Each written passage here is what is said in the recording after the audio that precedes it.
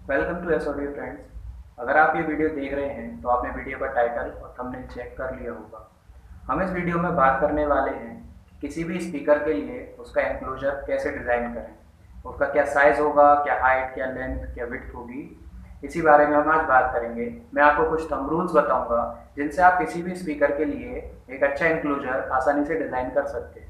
तो चलिए ज़्यादा टाइम ना खर्च करते हुए वीडियो को शुरू करते हैं। अगर आपको ये वीडियो अच्छी लगे तो प्लीज़ इस वीडियो को लाइक कीजिएगा, अपने फ्रेंड्स के साथ शेयर कीजिएगा और मेरे चैनल को सब्सक्राइब कर लीजिएगा, क्योंकि इसी तरीके की इन्फॉर्मेशन मैं आपको आगे भी देता रहूँगा। तो चलिए वीडियो को शुरू करते हैं।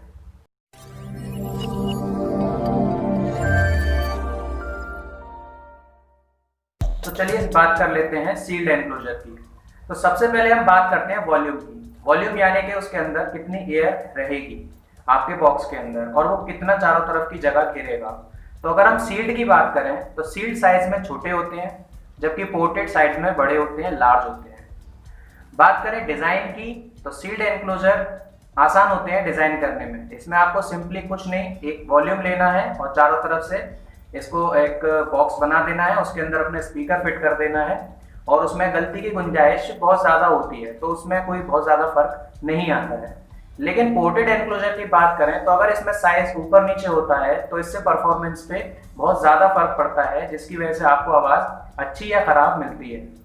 तीसरी बात करते हैं एफिशिएंसी की। तो सील्ड एनक्लोजर लो एफिशिएंट होता है, क्योंकि इसे उतनी ही आवाज़ देने के लिए बहुत ज़्यादा पावर की ज़रूरत पड़ती है जितनी आवाज़ एक पोर्टेड एनक्लोजर बहुत कम पावर पे दे देता है। इसीलिए पोर्टेड एनक्लोजर हाईली एफिशिएंट बोला जाता है, लेकिन कुछ फ्रीक्वेंसीज के ऊपर।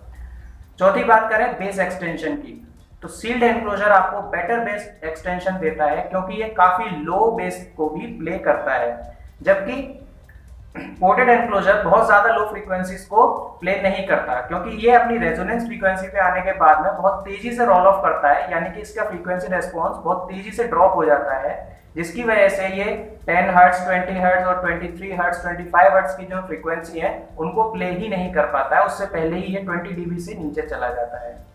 बात कर लें ट्रांजिएंट रेस्पॉन्स की, तो सील्ड का बहुत अच्छा ट्रांजिएंट रेस्पॉन्स रहता है, जबकि पोर्टेड का कुछ खास नहीं होता। इसीलिए आपको पोर्टेड एनक्लोजर में बूमी बेस मिलती है, जो कि आपके कमरे में बूम बूम करके आवाज बनने लगती है, जबकि सील्ड एनक्लोजर का अगर आप इस्तेमाल करते हैं तो वो आपको एक परफेक्ट टाइट पंची बेस देता है। इस वजह से इसका ट्रांजिएंट रेस्पॉन्स बहुत अच्छा रहता है। तो अब हम बात कर लें कि हम सील्ड डिजाइन करें या पोर्टेड, तो ये आपकी पसंद के ऊपर होता है। मेरा मानना ये है कि अगर आपके पास एक बड़ा यानी कि 12 इंच और 15 इंच का सबवूफर है और वो एक हाई पावर पे चलता है, 150 वॉट, 200 वॉट, 250 वॉट, 300 वॉट के आसपास, तो आप एक सील्ड एनक्लोजर भी डिजाइन कर सकते हैं। वो आपके लिए अच्छा रहेगा और आपको एक अच्छी बेस प्रोवाइड करेगा। लेकिन अगर हम पोर्टेड की बात करें तो आप छोटे स्पीकर जैसे कि 10 इंची, 8 इंची सबवूफर और 6.5 इंची सबवूफर, तो उनके लिए आप पोर्टेड का इस्तेमाल करें, क्योंकि पोर्टेड किसी एक पर्टिकुलर फ्रीक्वेंसी पे, जैसे हम इसकी रेजोनेंस फ्रीक्वेंसी बोलते हैं, बहुत अच्छा रेस्पॉन्स देता है, जो कि एक सील्ड एनक्लोजर नहीं दे पाता। और ऐसे स्पीकर जो बहुत हाई पावर पे नहीं चल सकते, उनके लिए भी ये बहुत अच्छा ऑप्शन रहता है। तो सबसे पहले हम बात कर लेते हैं इसके वॉल्यूम की। तो मैं पोर्टेड के लिए बात करूंगा।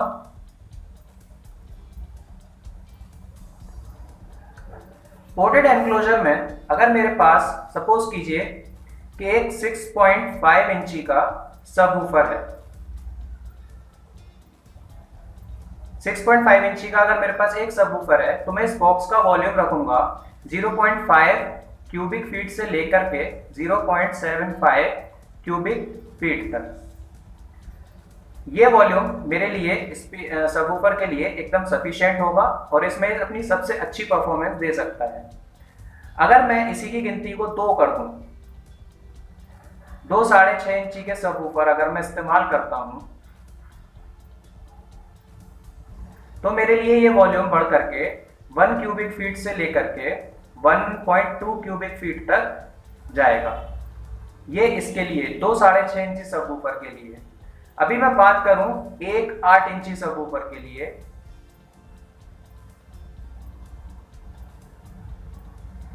तो मेरे लिए यही वॉल्यूम सफिशिएंट होगा, 1 क्यूबिक फीट से लेकर के 1.3 क्यूबिक फीट। ये सारे पोर्टेड के लिए हैं।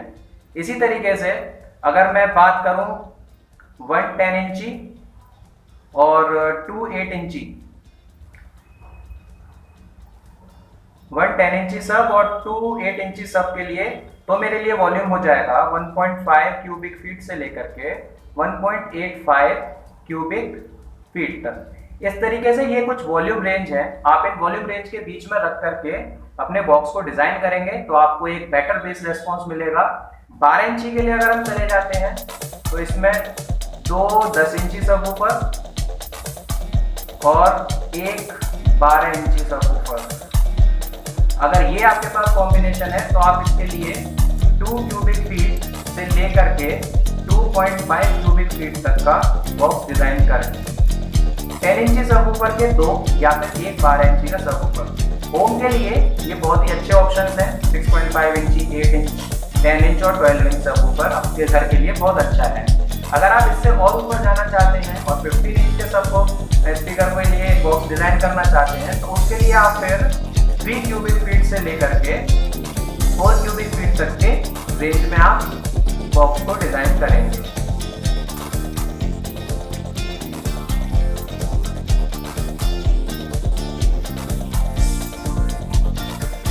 ये कुछ वॉल्यूम रेंज हो गई। इन वॉल्यूम रेंज के बीच में रह करके आप अपने बॉक्स को डिजाइन करेंगे और पोर्ट उसके अंदर लगाएंगे तो आपको एक बहुत ही अच्छा बेस रेस्पॉन्स मिल जाएगा। अच्छा, क्यूबिक फीट से हम डिजाइन किस तरीके से करेंगे? हम ज़्यादातर इंचेस में कैलकुलेट करते हैं बॉक्स को, तो उसके लिए आपको करना क्या है, 1 cubic feet, 1 cubic feet is equals to है 1728 इंचेस।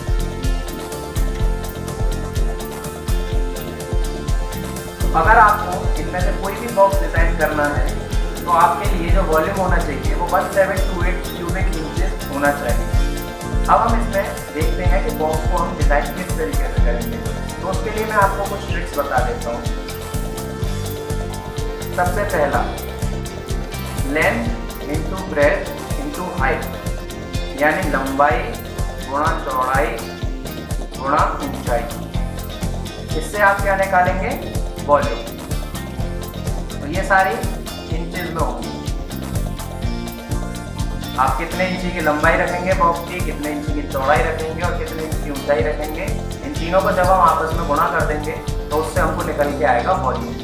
जब ये वॉल्यूम निकल करके आ जाएगा क्यूबिक इंचेस में, तब हम इसे क्या करेंगे, इसे हम डिवाइड करेंगे 1728 से। 1728 से जब हम इसे डिवाइड करेंगे तो ये बन जाएगा क्यूबिक फीट में, और इस क्यूबिक फीट को हम यहाँ पे चेक कर सकते हैं कि वो हमारी रेंज में आ रहा है या नहीं आ रहा। तो इस तरीके से हम बॉक्स का वॉल्यूम कैलकुलेट करेंगे। दूसरी चीज, हमेशा आपकी जो डेप्थ होगी, डेप्थ यानी कि गहराई, बॉक्स की आपकी जो गहराई होगी वो लंबाई और चौड़ाई से थोड़ी सी ज्यादा होनी चाहिए।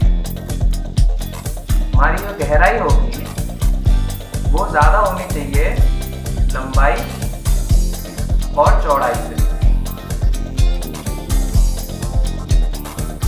बहुत ज्यादा ना हो, लेकिन इन दोनों से थोड़ी सी ज्यादा होनी चाहिए, जिससे आपका बॉक्स आगे की तरफ थोड़ा लंबा बनेगा। गहराई बढ़ाने से उसका बेस रेस्पॉन्स अच्छा हो जाता है और स्पीकर एक अच्छा बेस रेस्पॉन्स आपको दे पाता है पोर्टेड एनक्लोजर। सील्ड एनक्लोजर की अगर हम बात कर लें तो इन्हीं वॉल्यूम्स को हम थोड़ा सा कम करके सील्ड एनक्लोजर को डिजाइन करते हैं। अभी एक एग्जाम्पल के लिए मैं मान लेता हूँ कि मुझे एक 8 इंचेस का एक सबवूफर है मेरे पास, मुझे इसके लिए बॉक्स डिजाइन करना है। तो उसके लिए मैं क्या करूँगा, सबसे पहले मेरे पास लेंथ होनी चाहिए, ब्रेड्थ होनी चाहिए, हाइट होनी चाहिए। अब मैं इस तरीके से बॉक्स को डिजाइन करूँगा। इसके लिए ये मेरी लेंथ है, ये मेरी हाइट है, और इसे मैं मान लेता हूँ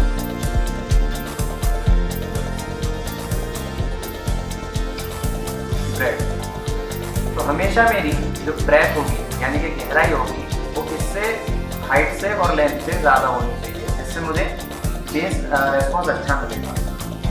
तीसरा पॉइंट, अगर आपके पास सबवूफर नहीं है, नॉर्मल वूफर है, तो आप साइज को कम से कम रखने की कोशिश करें, यानी कि 1 क्यूबिक फीट और 1.3 क्यूबिक फीट के बीच में आप कम से कम रखने की कोशिश करें। 1 क्यूबिक फीट, 1.15 क्यूबिक फीट और 1.1 क्यूबिक फीट के आसपास। लेकिन अगर आपके पास सबवूफर है और पावरफुल है तो फिर आप ज़्यादा से ज़्यादा वॉल्यूम रेंज की तरफ जाएंगे। ये तीसरा पॉइंट है। तीसरा पॉइंट मेरा ये है कि वूफर के लिए आप कम वॉल्यूम रेंज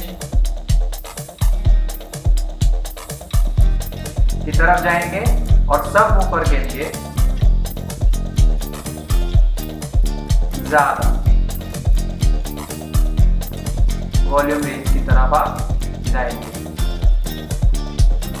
ऐसा इसलिए क्योंकि वूफर जो है वो बहुत ज्यादा मूव नहीं करता है और बहुत ही कम एयर को ट्रांसफर कर पाता है अपनी जगह से, जबकि सब वूफर बहुत ज्यादा मूव करता है, बहुत ज्यादा एयर को डिस्प्लेस करता है बॉक्स के अंदर।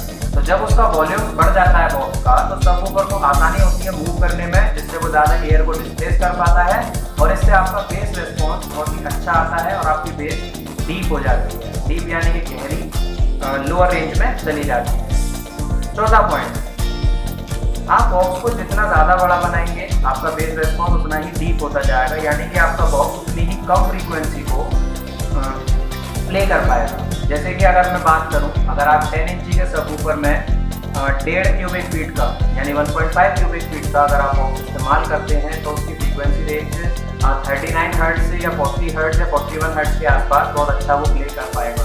लेकिन अगर आप उस फ्रीक्वेंसी रिस्पॉन्स को थोड़ा सा और नीचे लाना चाहते हैं, यानी कि 35, 34 के आसपास लाना चाहते हैं या 31 के आसपास, तो आपको उस वॉल्यूम को बढ़ाना पड़ेगा।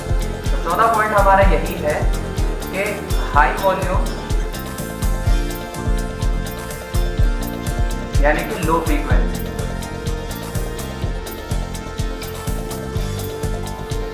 और लो वॉल्यूम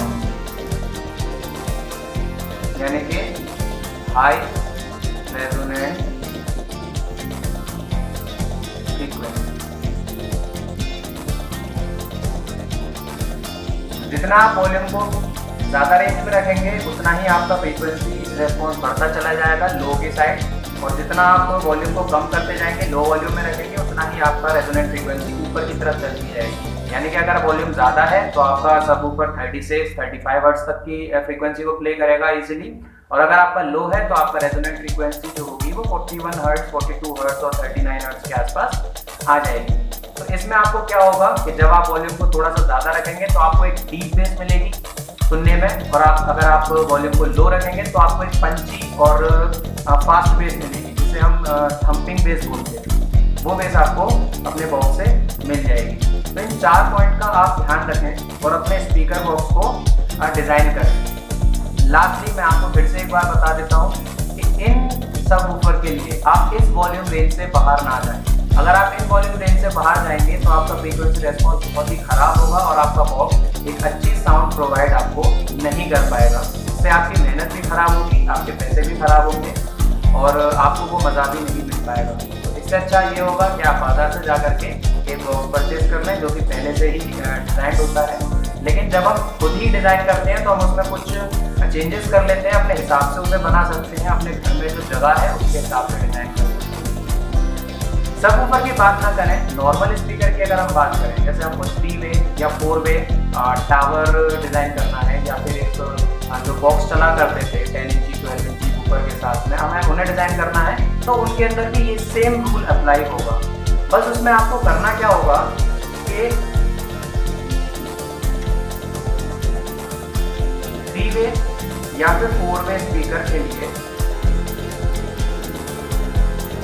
आप उसमें क्या करेंगे कि ट्विटर, मिड रेंज और मिड बेस, इनके लिए अलग कॉलम तैयार करेंगे। अलग कॉलम मतलब एक छोटा सा बॉक्स, वो उसी बॉक्स के अंदर आप उसे अटैच करेंगे जिनके अंदर ये स्पीकर लगाए जाएंगे, फिट करे जाएंगे। क्योंकि मिड रेंज और मिड बेस को जब ऊपर अपनी बेस प्ले करेगा तो वो मिड रेंज को और मिड बेस को डिस्टॉर्ट करेगा, यानी आवाज़ को ख़राब कर देगा और आपकी आवाज़ जो है वो तेज पे भराने लग जाएगी, इसकी वजह से आपको मज़ा नहीं आ पाएगा। तो इन तीनों के लिए आप एक अलग कॉलम तैयार करें और उस कॉलम का वॉल्यूम इस कॉलम का जो वॉल्यूम होगा उसे आप अपने बॉक्स के वॉल्यूम के साथ ऐड कर दें और तब आपका टोटल वॉल्यूम निकल के आ जाएगा। सपोज कर लीजिए मेरे पास एक 8 इंच का मिड बेस है और 12 इंची का सब ऊपर है और 1 इंची का ट्विटर। ट्विटर क्योंकि पहले से ही बंद होता है तो इस पे एयर का कोई असर नहीं पड़ता है, जिसकी वजह से ये डिस्टॉर्ट नहीं होता है। डिस्टॉर्ट होने के चांसेस हमारे मिड बेस या फिर मिड रेंज वाले स्पीकर के ज़्यादा होते हैं। तो जब मुझे मिड बेस या मिड रेंज प्ले करना है तो मेरे लिए सील्ड एनक्लोजर सबसे बढ़िया रहता है, क्योंकि लो फ्रीक्वेंसी में मुझे जाना नहीं है। तो मैं 8 इंची के लिए एक सील्ड कॉलम तैयार करूंगा जिसका वॉल्यूम होगा लगभग 0.5 से 0.6 क्यूबिक फीट के आसपास ये, ठीक है। और मेरा 12 इंची ऊपर के लिए 12 इंची ऊपर के लिए मैं अपना वॉल्यूम मान के चलता हूँ 2.25 क्यूबिक फीट। तो ये मेरा 12 इंची बॉक्स के लिए 12 इंची ऊपर के लिए है, ये मेरा 8 इंची मिड रेंज के लिए है। जब मैं इन दोनों को ऐड करता हूँ तो मुझे मिलता है 2.25 plus 0.5 is equals to 2.3 cubic feet. तो मेरे को जो बॉक्स डिजाइन करना होगा वो 2.3 क्यूबिक फीट के आसपास मुझे डिजाइन करना होगा। 2.3 क्यूबिक फीट के लिए मैं इसे इंचेस में कन्वर्ट करूंगा 1728 से मल्टीप्लाई करके। जो भी आंसर आएगा वो आएगा मेरा क्यूबिक इंचेस में। क्यूबिक इंचेस में आने के बाद मैं उसकी लेंथ, ब्रेड्थ और हाइट को इंचेस में मेजर करूंगा। उसके बाद टोटल वॉल्यूम को कैलकुलेट करके चेक करूंगा कि वो इस रेंज में आएगा या नहीं आएगा मेरी वॉल्यूम रेंज में। उसके बाद मैं उसे डिजाइन करूंगा। एक लास्ट चीज और मैं आपको बताता हूँ जिसे हम बोलते हैं ब्रेसिंग। ब्रेसिंग क्या होती है? हमारा जो बॉक्स है वो चारों तरफ से एक दीवार होती है, चारों तरफ से एक दीवार मतलब लकड़ियों की दीवार है जिन्होंने स्पीकर को घेर रखा है।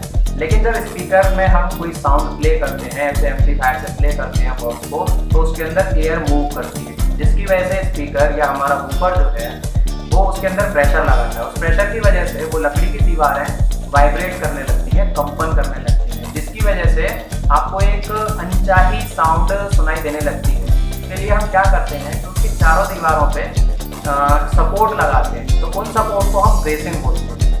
सपोज कर लीजिए मेरे पास एक इस तरीके का अगर बॉक्स है, तो ये मेरी चारों दीवारें हैं, तो इसमें मैं लगाने के लिए मुझे ब्रेसिंग कैसे करनी है? लकड़ी का एक टुकड़ा मैं इस तरीके से लगाऊंगा और एक टुकड़ा मैं इस तरीके से लगाऊंगा। तो इससे मेरी दोनों तरफ की दीवारों को सपोर्ट मिल जाएगा, चारों दीवारों को, जिससे ये वाइब्रेट करना बंद कर देंगे। एक पेयर में लगाऊंगा। और अगर आप ब्रेसिंग करते हैं तो आपको इन लकड़ियों का भी वॉल्यूम टोटल वॉल्यूम में ऐड करना पड़ेगा। Total volume of box is equals to ऊपर का वॉल्यूम फॉर ऊपर, वॉल्यूम ऑफ बॉक्स फॉर ऊपर plus V of box for mid range plus V of volume of bracing. ये तीन वॉल्यूम जब आप ऐड करेंगे तब आपको टोटल वॉल्यूम आपके बॉक्स का मिल जाएगा और आपको उस वॉल्यूम के हिसाब से अपने एनक्लोजर को डिजाइन करेंगे। आप अगर इन वॉल्यूम रेंज के भीतर रहेंगे तो आपको किसी भी स्पीकर से जो इन साइज के अंदर आते हो एक अच्छा साउंड आपको मिल सकता है। आप जब बाजार से भी खरीदेंगे किसी एनक्लोजर को तो आप उन्हें मेजर करके देखिएगा, वो लगभग सारे इसी रेंज के अंदर आते हैं। और या फिर आप ब्रांडेड स्पीकर जैसे JBL है, पायनियर है या फिर और बहुत सी कंपनियां हैं जो आपको बने बनाए एनक्लोजर्स देती हैं अपने स्पीकर के साथ में, उनका भी जब हम मेजरमेंट करते हैं तो वो लगभग कहीं ना कहीं इसी रेंज के अंदर आते हैं। तो ये जो मैंने ये वॉल्यूम रेंज जो निकाली है वो TD ऑडियो करके एक कंपनी है, उनका दिया हुआ एक चार्ट है, उसके हिसाब से मैंने आपको ये बताए हैं। इसके अलावा ये कुछ ट्रिक्स हैं जो मैंने खुद अपने एक्सपीरियंस से समझी है कि किसमें आपको ज़्यादा फायदा मिल सकता है। तो सबसे पहली बात, अगर आप सबवूफर डिज़ाइन कर रहे हैं तो आप पहले के 3 और 4 पहले के 4 पॉइंट को बहुत अच्छे से समझ लें और इन्हीं के हिसाब से अपने बॉक्स को डिज़ाइन करें सबवूफर के लिए। लेकिन अगर आप सबवूफर ना करके एक 3 वे या 4 वे का फुल रेंज स्पीकर आप तैयार करना चाहते हैं तो फिर आप 5वें पॉइंट पे सबसे ज़्यादा ध्यान दें। इसके अलावा ब्रेसिंग की बात है तो आपको ब्रेसिंग करनी ही चाहिए मेरी समझ से, क्योंकि ब्रेसिंग आपके बॉक्स को बहुत ज़्यादा मजबूत बना देती है और एक लॉन्ग टाइम के लिए उसको सेव कर देती है। दूसरी, आपको सीलेंट का इस्तेमाल करना चाहिए। सिलिकॉन सीलेंट आता है, उससे आप अपने बॉक्स के इनर जो आपकी दीवारें हैं उनके कोनों को आप सील करें, जिससे कि एयर ज़रा सी भी आपके बॉक्स में से लीक ना हो। क्योंकि आपको बहुत जल्दी एक डेमो वीडियो देखने को मिलेगी और एक वीडियो में TS पैरामीटर्स को लेकर के अभी डालने वाला हूँ कि क्या होते हैं TS पैरामीटर और हम उन्हें किस तरीके से फाइंड कर सकते हैं स्पीकर से। आज की वीडियो में बस इतना ही। Thank you for watching my video. Please like, share and subscribe my channel और बाय बाय।